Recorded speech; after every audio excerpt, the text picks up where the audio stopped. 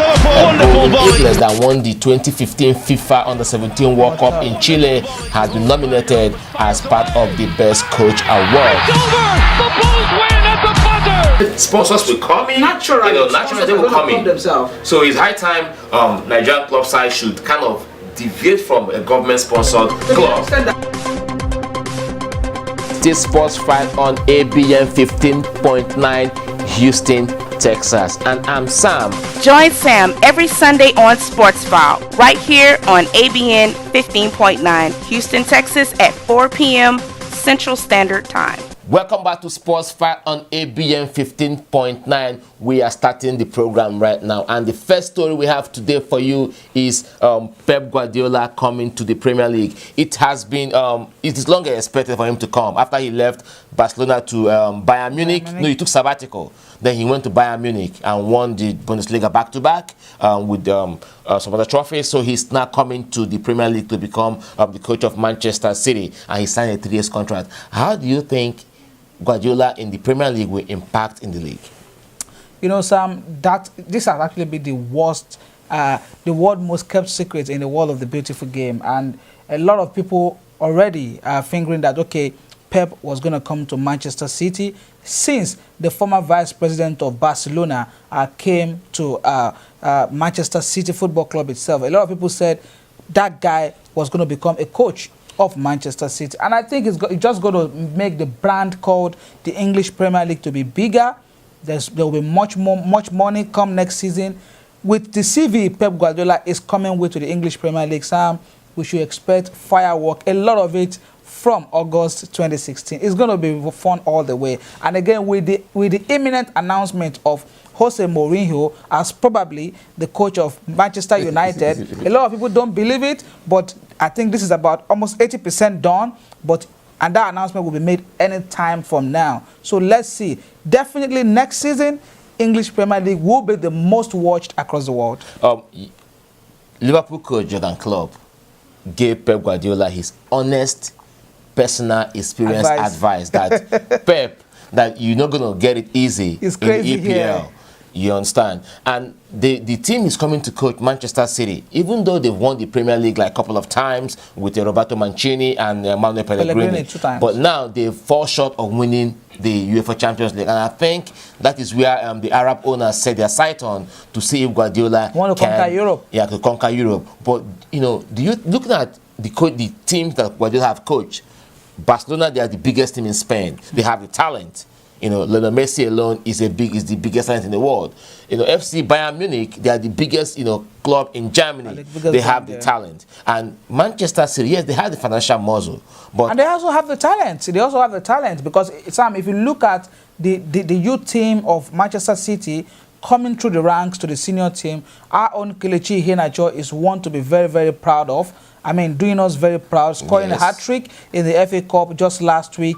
And, of course, the other 17-year-old striker, also coming through the ranks. And, Sam, don't forget that I said the former vice president of Barcelona joined Manchester City Football Club. That should spell a lot of expectation for the fans of the English Premier League and for the fans of Manchester City Football Club. Because he must have been doing some underground work in the last 2 years before prompting Pep Guardiola to choose the brand of Manchester City. Manchester City has been there for quite a long time, but they only became the big brand they are now simply because of the money that is being pumped into the team by the Arab owners. So I think we shouldn't expect anything less. And with the kind of coach we know Pep Guardiola to be, a lot of people are already saying Messi and Neymar will be coming to Manchester City, and Yaya Toure and others might just, Yaya Toure and company, they said, and of course they said Pogba will also be joining Manchester City. Something tells me they might be 60% correct in that particular one. All right, until Pep Guardiola until he will start his reign at Etihad in June 2016. So until then, I will wish him luck. But even though the Premier League is not going to be an easy ride for Pep Guardiola, looking at the fact that coaches have come and they've experienced the twist and turn of the Premier League. But Pep Guardiola, you are welcome to the English Premier League. The best league and the most glamorous league in the world by far. I know you. A lot of people might not agree with me, but Sam, I'm sure you agree with me because you're also a Liverpool fan and you know how glamorous it is. All right, now moving away from that story, now let's talk about John Terry, who just announced that he will not be renewing his contract with the current Premier League champions Chelsea, and this has sparked off a little rumor if he will join the exodus of players to China, looking at the fact that Chinese soccer league they are breaking the bank to bring all the stars to the Chinese Premier League. Even the MLS is being touted to be his next destination. Bayo, you are a Chelsea fan, and you are a proud one. And John Terry is one of your favorite Chelsea players, and he's. I mean, I think he's the all-time Mr. Chelsea, and he's going to go down as a Chelsea legend. Where do we expect to see John Terry come next season?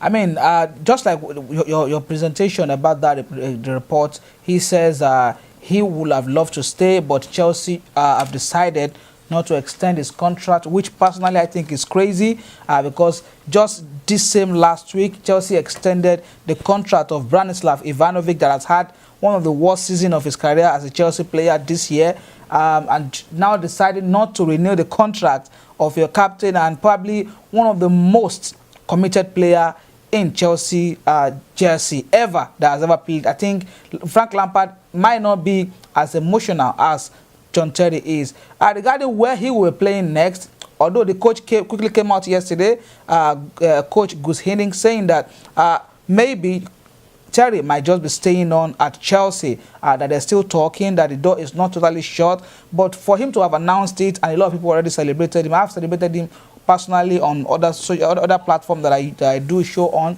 I think MLS might be his next destination. Main interest for him, because for Terry, it might not be the money anymore. It might just be for him to just keep playing and probably enjoy his family more. A lot of people already say MLS is a retirement place, but I don't think so. I think we play very good football in America, and I think with the exodus of players also coming here, apart from the likes of Ashley Cole, of course, we will have a good competition from March this year. And regarding Chinese Super League, as you mentioned, 6 players moved into Chinese League just from January 30th to 31, which deadline they closed. Javinho, Ramirez, and Jackson Martinez. Yeah, in a combined of, I think, about £100 million for those 3 players alone. That's a lot of money from the Chinese clubs. Right. If you look at the Major League Soccer, it boosts a lot of pensioners. Kaká, De Jong has joined them. Andre Pello, Frank Lampard. Now you have Ashley Cole, you have Frank Lampard, you have Steven Gerrard, and now with John Terry saying that he will leave Chelsea in the summer, I think the MLS might be the his best next destination. And maybe still the guys in Los Angeles might just be the one to probably snap him up again, because I think they have been the one interested in most of those brands. Maybe because of the influence of Alexis Lalas and the likes, but I think LA Galaxy might just be the choice of destination for him, and maybe because of the glamour that is in Los Angeles as well. All right, until John Terry leaves Chelsea at the end of the season, let's see where Chelsea we end after the this season back in the Premier League. Look at the fact that Chelsea are having one of their poorest run in the club history. All right, on this note, I will take a short break. When I return, we will talk about the fallout of the African Nation Championship, where the Super Eagles of Nigeria couldn't go past the group stage. Sports 5 return in a moment. Christian Benteke off the mark for Liverpool. Wonderful volley. That won the 2015 FIFA Under-17 World Cup in Chile has been nominated as part of the Best Coach Award. It's over! The Bulls win at the buzzer! Sponsors will come in. Naturally, they will come in. Themselves. So it's high time Nigerian club side should kind of deviate from a government-sponsored club. This Sports 5 on ABN 15.9 Houston, Texas, and I'm Sam. Join Sam every Sunday on Sports File, right here on ABN 15.9 Houston, Texas at 4 p.m. Central Standard Time. You're welcome back to the program. It's still Sports File on ABN 15.9 Houston, Texas. I, Sam, and Bayo, we are your anchormen. We hold it down here for you every Sunday at 4 p.m. Central Time on your favorite local TV channel, ABN 15.9. 15.9. This is one program designed to give you in-depth analysis of all the stories happening in the world of sports. Now, let's go straight to that African Nation Championship, which is currently on in Kigali, Rwanda, where the Super Eagles Team B could not get past the group stage. And coach of the team, after they lost to Guinea in their third group game that made them to crash out of the tournament, Sunday Olise went on a media outburst and lambasted the leadership of Nigerian Football Federation, accusing them of not supporting his boys morally, financially, and otherwise. He even alleged that he used out of his own pocket $4,000 to feed the players. And he said that there will be a time, if this trend should continue, there will be a time players will not honor national team call-up. Sam, it's a very mad house right there in Abuja by the Amaju Pinnick-led board of the Nigerian Football Federation, because they also came with, could I say, a perfect response to what you just said just now. Because though we didn't confirm where Olise did say that it wasn't on tape, but of course, you know, in every story, in every rumor, there's a lot of truth in it. They gave him a response by saying, yes, Olise, we're owing you, but Coach Emmanuel Amunike was not paid salary, but he went all the way in the Under-17 Nations World Cup and won it. Coach Samson Siasa was being owed salary. He also won the Under-23 Championship. So what are you talking about? So, but I think both Olise and the Nigerian Football Federation needs to get their acts together at this point in time, where our players are doing extremely well in Europe. Players are scoring goals in England, in Belgium, in Germany, across Europe. They're doing very, very well. So I think this is the time we need to put ourselves together as the Nations and World Cup Championship is gradually coming in. And a lot of people are already calling for the heads of Olise, because by this time, even though I'm not a fan of Sunday Olise, I think Amaju Pinnick-led board should be doing the right thing. We don't have money in the Nigerian Football Federation. They keep taking people for capacity building in England. They keep paying players tens of thousands of dollars to come play matches. You need to lead by example. I mean, some of these things can be done in a better way by them bringing some of these people to us in Nigeria for them to teach them whatever they want and be able to save money. What is the marketing department of the Nigerian Football Federation doing by not being able to send proposals? We have big corporation in Nigeria that will. Super Eagles is a very big brand. I think it's the biggest brand in Nigeria, in Africa. So we shouldn't have any excuse for not having money or for not having sponsor for our team. And those players, without any just cause, even if they don't want to pay them any allowance, they deserve to at least feed 3 times a day, for them to have adequate training, adequate hotel. And this might just be part of the reason why we couldn't go out of that African Nations Championship group stage. All right, now, Bayo, let's lie side by side Sunday Olise and the former coach Stephen Keshi. Keshi won bronze in this same championship. He came third, yeah. He came third. You know, even though he fell short on some aspect. Almost in the same kind of scenario. Siasia couldn't qualify us to an African nation. African Nations, he was sacked. Yeah, and he was sacked. Now, Olise, this is his first national assignment, major test, and he fell short. Now, we have a very important game against Egypt. Home and away, back to back. That's the litmus test for Sunday Olise. You know, even at that too, you pay players in dollars. What about our local currency? And our currency is in naira. For God's sake, I mean, I'm sure you saw some of my write-up on Facebook over the past week. This is part of the annoying. I mean, I'm so angry right now, but we just have to control ourselves because we're on TV.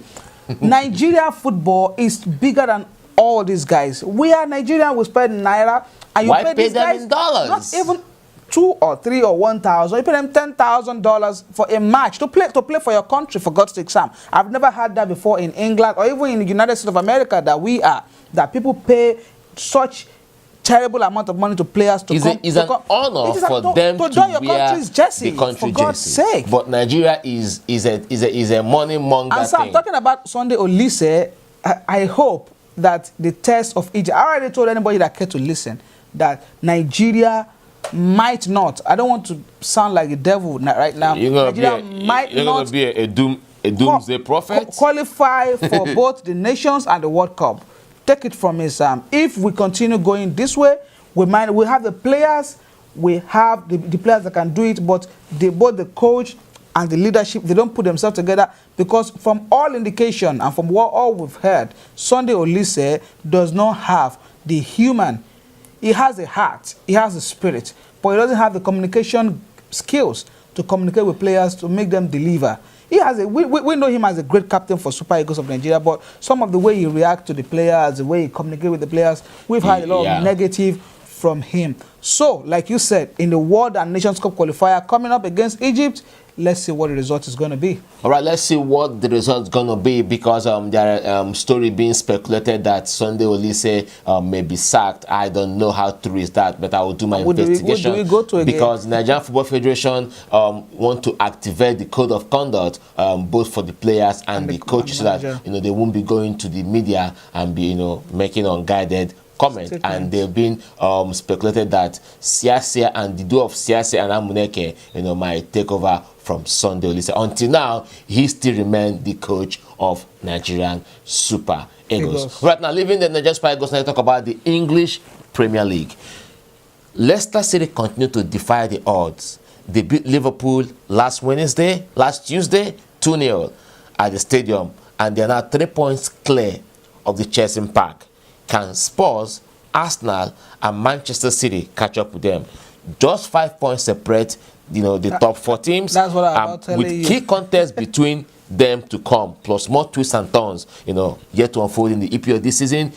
The title race is a tough one to call. What is your take on Leicester City?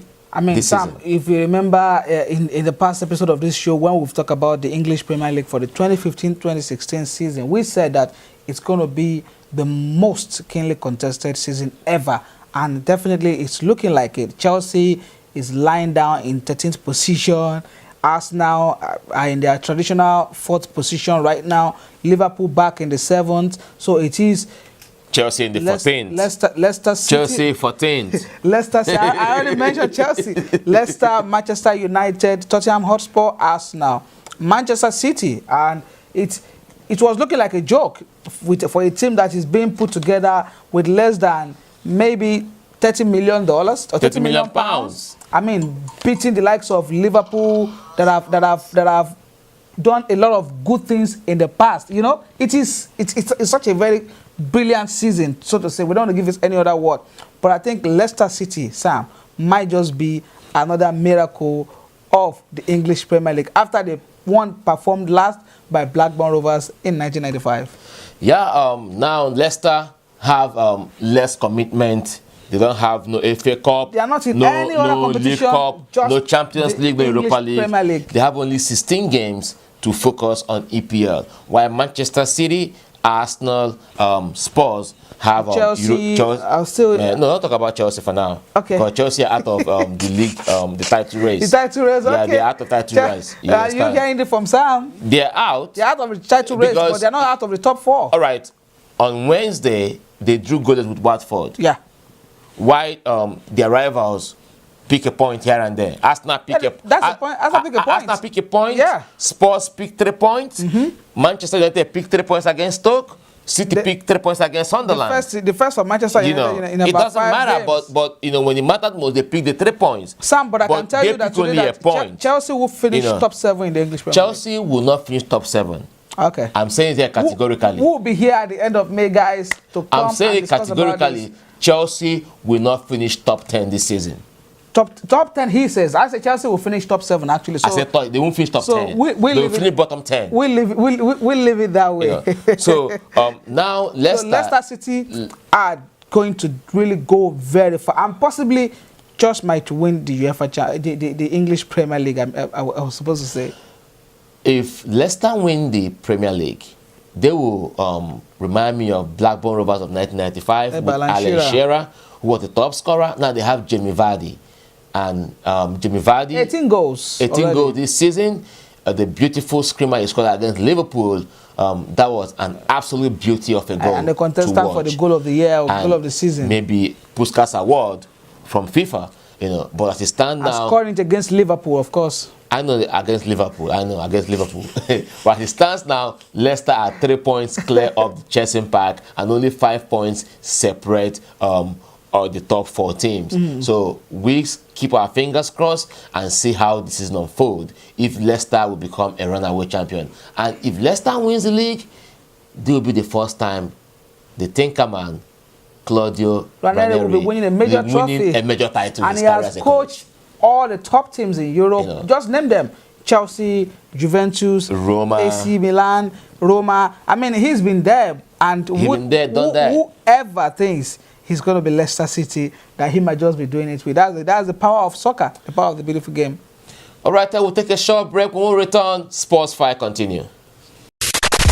And Benteke off the mark for Liverpool. Wonderful volley. Eagles that won the 2015 FIFA Under-17 World Cup in Chile has been nominated as part of the Best Coach Award. It's over. The Bulls win at the buzzer. Sponsors will come in. Naturally, Naturally they will come in. Themselves. So it's high time Nigerian club side should kind of deviate from a government-sponsored club.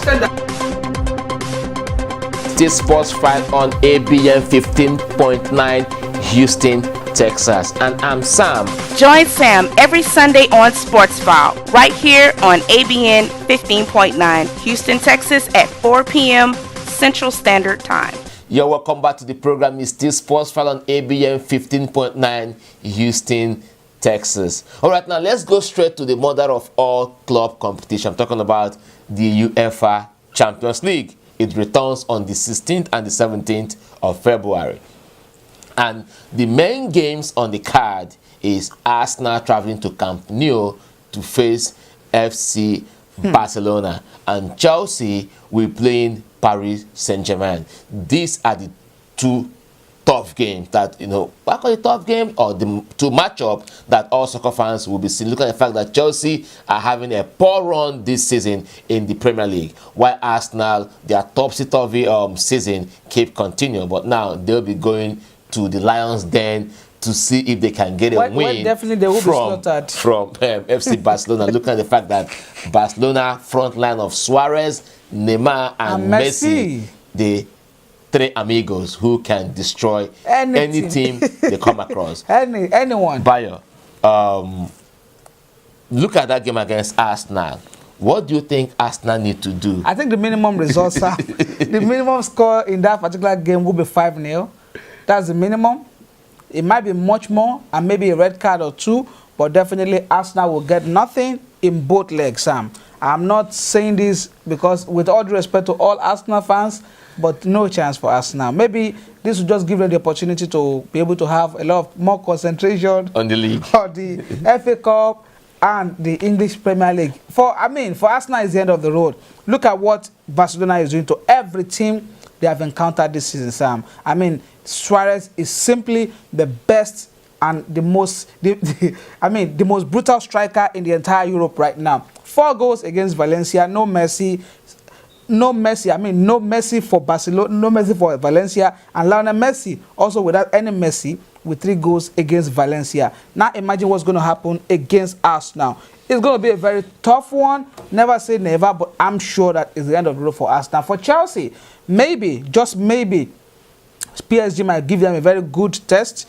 Maybe Chelsea will get a draw at home, but I don't also see Chelsea going forward in the UEFA Champions League. It might just be the end of the road as well. Being a football fan right now, not a particular club fan, because PSG in the French League on this season, they have torn every of their opposition apart. They've not lost a game in 19 matches. 20 points.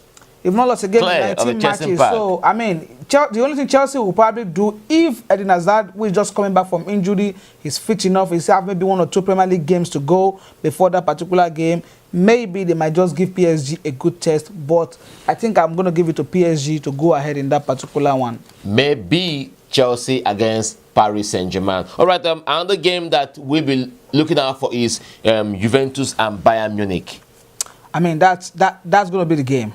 That's going to be the game. Pep Guardiola is coming to English Premier League. Of course, he has always had the focus on him, but this time around, you will know the English press. They know he is coming to England next season. So the focus on him will be double of what he normally has. And Sam, I'm not sure you've been following Juventus for this season in the Serie A. They have been on top of their game. taking over both Napoli and Inter Milan on the Serie A table and leading comfortably in the Serie A league right now. And I think they will go much further in that particular with Paulo Dybala, Paul Pogba, Mario Mandzukic leading from the pack. Chelsea loaning Cuadrado. Juventus are a very good side. Bayern Munich also, I think that will be the best game in that particular group matches in this knockout round of the UEFA Champions League. Another game, another matchup that we'll be looking out for is AS Roma and Real Madrid. Well, AS Roma against Real Madrid, well, maybe the inspiration from their new coach, Spalletti, might be something to add to them. But I think if you put them side by side, I think Madrid should be able to go through in that particular fixture. Gervinho has left AS Roma, and they brought in some other guys as well. They brought in the likes of the former Inter Milan, AC Milan striker Stefan El Shaarawy, and is scoring goals for them. They have Chelsea loanee also there, Mo Salah. Maybe something might just happen for AS Roma, but I think Real Madrid will take this one. Maybe something might happen for either any of the teams in the knockout stage of UEFA Champions League. Until come next week, 16th and 17th, these are the soccer actions that you should be looking out for. Arsenal versus FC Barcelona, Paris Saint-Germain versus Chelsea, Benfica versus Zenit St. Petersburg, Ghent and Wolfsburg, AS Roma, Real Madrid, Juventus and Bayern Munich, Dynamo Kiev and Manchester City, and PSV Eindhoven and Atletico Madrid. Before we finish up the Champions League, the African Nation Championship in Kigali, Congo and the finals, they beat Guinea 5-4 on penalties, and they will be playing the winner between Cote d'Ivoire and Mali. By the time this program will air, then the result of that game, we have had it. But the fact is that this is a championship designed by CAF, for African players playing in Africa. And I think this same Congo team were the team that beat Nigeria in a friendly in Belgium. And it is a team that is built on their compactness, where they play like a unit. And about 60% of the players coming from the biggest club in Congo, Mazembe. To Pizon Mazembe, and I think they've done very, very well with the money they've been making through the CAF competitions, and I think they are growing really, really well. If you look at the game against Guinea, it was a game full of passion. The Guineans were also up for the game. And Sam, don't forget, DR Congo are the defending champions of this tournament. So they might just win it back to back and be the defending champion of the tournament. So good luck to DR Congo and any other team that comes to the final between Mali and Cote d'Ivoire.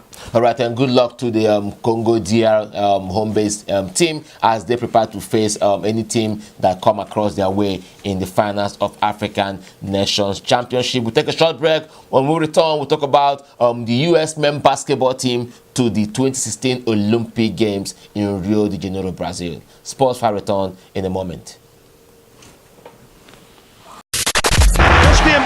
Off the mark for Liverpool. Wonderful volley. That won the 2015 FIFA Under-17 World Cup in Chile has been nominated as part of the Best Coach Award. It's over. The Bulls win at the buzzer. Sponsors will come in. Naturally, they will come in. Themselves. So it's high time Nigerian club side should kind of deviate from a government-sponsored club. This sports fight on ABN 15.9 Houston, Texas, and I'm Sam. Join Sam every Sunday on Sports File, right here on ABN 15.9 Houston, Texas at 4 p.m. Central Standard Time. Welcome back to Sports File. It's me, Sam, and Bayo still here on ABN 15.9, giving you all the latest information coming from the world of sports.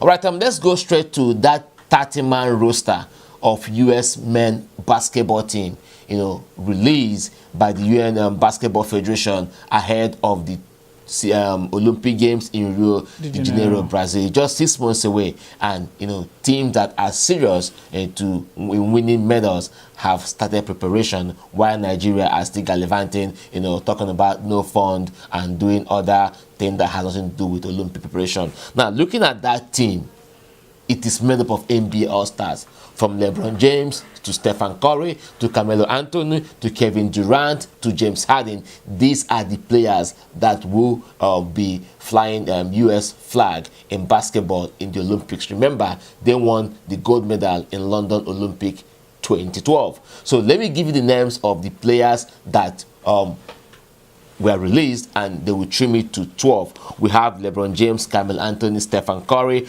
We have Kevin Durant, Russell Westbrook representing Oklahoma City Thunders. We have Chris Paul, Blake Griffin, DeAndre Jordan from LA Clippers. We have Kawhi Leonard and LeMarcus Aldridge from San Antonio Spurs.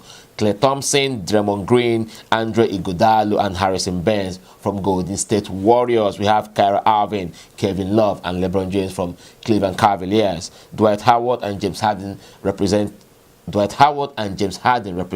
the Houston Rockets. Oh, go Rockets! Go Rockets! We have Anthony Davis from New Orleans Pelicans. We have Paul George, Indiana Pacers. DeMarcus Cousins and Rudy Gay from Sacramento Kings. We have John Walls and Bradley Beal from Washington Wizards. Jimmy Butler representing Chicago Bulls. Mike Conley from Memphis Grizzlies. DeMar DeRozan from Toronto Raptors. While Andre Drummond from Detroit Pistons, Kenneth Farid from Denver Nuggets, and Gordon Hayward from Utah Jazz. The final 12-player roster will be chosen this summer before the Olympics. Remember, if LeBron James and Carmelo Anthony are on it, they will be the first American men to play in 4 different Olympics. Know that Nigeria has already qualified for the basketball event in the Olympics because they won the 2015 African Basketball Championship, men's and they also qualified for the men's soccer. So, but the women basketball team will be going to France to play the qualifiers to see if they can join their male counterpart in the Olympics. Meanwhile, Italy, Serbia, and Philippines will host the 3 Olympic men basketball qualifying tournament, which dunks off in July. According to FEB3, the international governing body for basketball, announced that only the winners of this tournament will advance to the Olympics in Rio de Janeiro. The draw for the tournament was conducted in January the 26th. United States, Brazil, Australia, Nigeria, Venezuela, Argentina, Spain, Lithuania, and China have already qualified.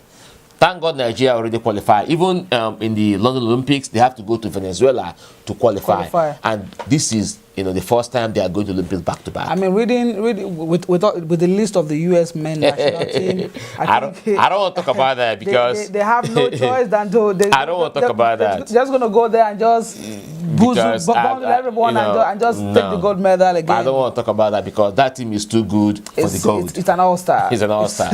All right, now, Super Bowl 50 is upon us, and everywhere is buzzing because it's going down in Santa Clara, the home of San Francisco 49ers. Denver Broncos versus Carolina Panthers. Cam Newton versus Hall of Famer. Let me put it like that because Peyton Manning will go down as NFL Hall of Famer. This will be the second time he is. This third time, I beg your pardon, he'll be going to the Super Bowl with Denver Broncos. He won his first ring with Indianapolis Colts. And Super Bowl 48, he went there against Seattle Seahawks. And you all know what happened. They got beaten by Seattle Seahawks and they lost that one. They are now back in the Super Bowl 50 against Cam Newton and his Carolina Panthers. The biggest payday in American sports, and I think it's going to be a good day, and we can only pray and wish the best team to win on that particular day.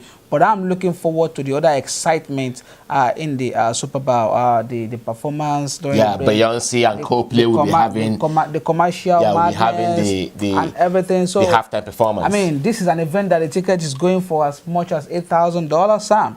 I mean, maybe someday we'll be able to be there and bring a live report also. All right, I think the NFL should be looking at globalizing the sport so other nations will embrace this style of football, even though they said come 20 20 season that the United Kingdom will be having their own permanent franchise, even though they also play international series in the UK.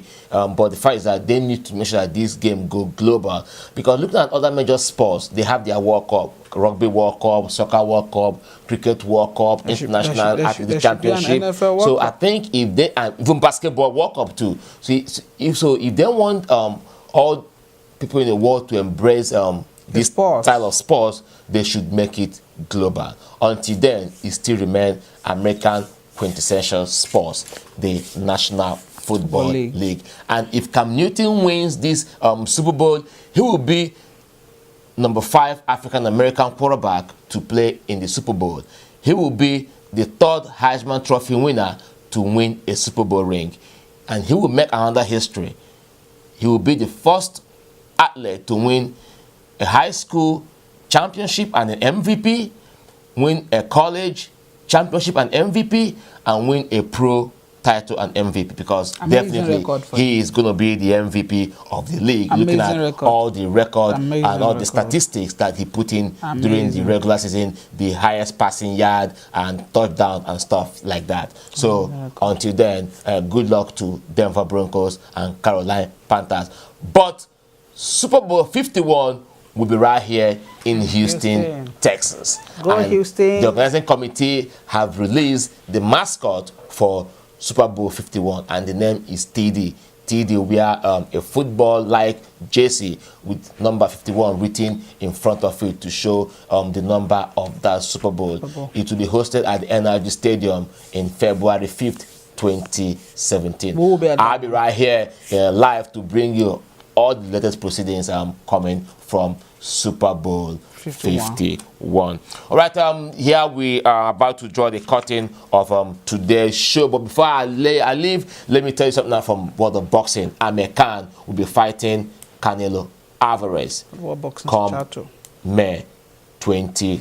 What is it? In 2015 or 2016? 2016. Yeah, in Vegas. Yeah, this year, right?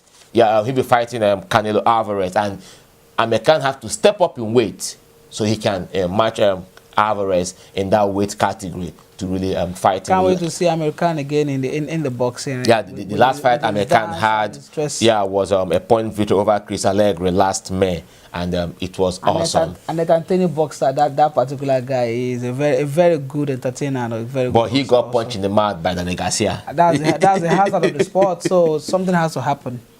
Right, before we leave, Team Tennis, Serena Williams got beaten in the 2016 Australian Open finals, losing to Angelique Kerber, a German, in that game. While Novak Djokovic is unstoppable in tennis. He will be stopped. He will be stopped at a particular time. I don't think. He will be stopped. I mean, you can imagine how long Serena has been winning. That would have been his 21 title. 22. I mean, for 22nd title for Serena. She has done very well for herself at just 30-year-old. I mean, she's a legend already for the sport, and we can only wish her the best. But for Djokovic, he's going to be stopped at a particular time. Djokovic is one player who has the mental toughness don't forget, that's how the game is. At the time, Nadal was unstoppable. At the time, Federer was unstoppable. Now he's his turn. That's his turn. So let's see what happens. He's going to do it for. I mean, he's been there for about 3-4 years now. So let's see what the next 2 years is going to be, if he can keep up with the pace. All right, until then, Djokovic remains the #1 tennis player in the ATP. All right, on this note, we draw the curtain of today's edition of Sports File. I hope you enjoy it, and I know you're going to join us again same time right here on ABN 15.9. But before we leave, what's last word for the fans? Well, I want to wish everyone a very bright week ahead, and of course, good luck to either Côte d'Ivoire or Mali against DR Congo in the African Nations Championship, because that's our own. That's our Super Bowl. So we wish them the best, and may the best team also win the Super Bowl. So. All right, may the best team win the Super Bowl. I wish the daughter, Prince Aldwell, his daughter did her birthday, and I wish her a happy birthday on this show. Okay, since you said that, my daughter was 11 on February 2nd, so I also wish her a happy birthday to everybody. Wish her a happy birthday on Sports File. and Benteke off the mark for Liverpool. Wonderful volley. Hitler that won the 2015 FIFA Under-17 World Cup in Chile has been nominated as part of the Best Coach Award. It's over. The Bulls win at the buzzer. Sponsors will come in. Naturally, naturally they will come in. themselves. So it's high time Nigerian club side should kind of deviate from a government-sponsored club. This sports fight on ABN 15.9 Houston, Texas. And I'm Sam. Join Sam every Sunday on Sports File, right here on ABN 15.9 Houston, Texas at 4 p.m. Central Standard Time.